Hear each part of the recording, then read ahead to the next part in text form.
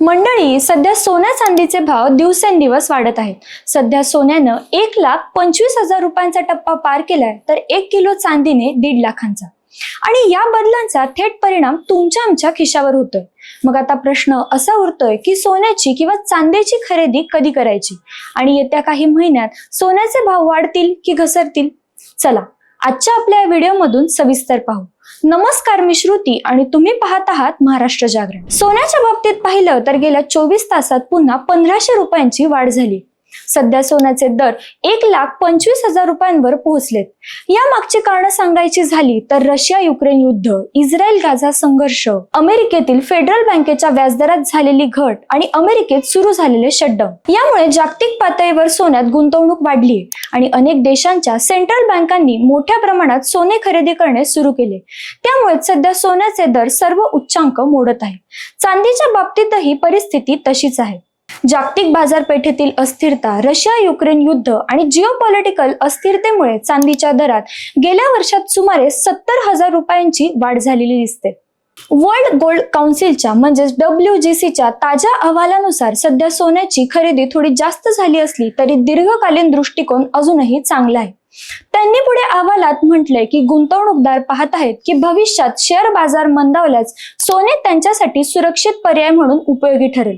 2025 मध्ये सोन्याने आतापर्यंत 39 वेळा नवीन विक्रमी उच्चांक गाठलेत. मजबूत ETF गुंतवणूक आणि डॉलरच्या कमकुवत होण्यामुळे या तेजीला चालना मिळाली. मात्र काही लोक आता सोन्याला ओव्हरबॉट देखील मानताय, म्हणजेच अल्पावधीत नवीन खरेदी थोडी मर्यादित दिसतीये.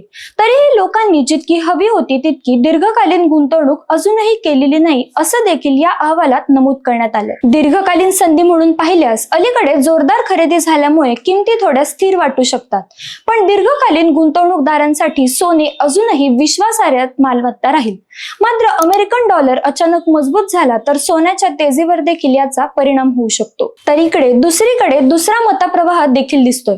काही तज्ञांच्या म्हणण्यानुसार 2008 ते 11 मध्ये डॉलरच्या कमकुवत होण्यामुळे सोन्या चांदीच्या किमतीत 10 ते 15% घट झाली होती. भविष्यातही त्याच परिस्थितीवरून अंदाज असा लावता येतोय की सोन्याचे दर 30 ते 35% आणि चांदीचे दर 50% घटू शकतात. म्हणजेच सोन्याचे दर हे प्रति ग्रॅम 77,000 रुपयांपर्यंत जाऊ शकतात.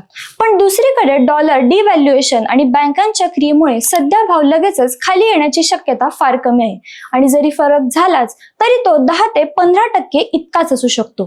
तर मित्रांनो, ही होती सध्याची सोन्या चांदीची स्थिती, भाववाढीमागची कारणं आणि WGC अहवालातून दिसणारी दीर्घकालीन संधी. परंतु लक्षात ठेवा की गुंतवणूक करताना फक्त भाव वाढतील किंवा घसरण होईल या अंदाजावर अवलंबून राहू नका. मार्केटचा नीट अभ्यास करा, तज्ञांचा सल्ला घ्या आणि मगच निर्णय घ्या.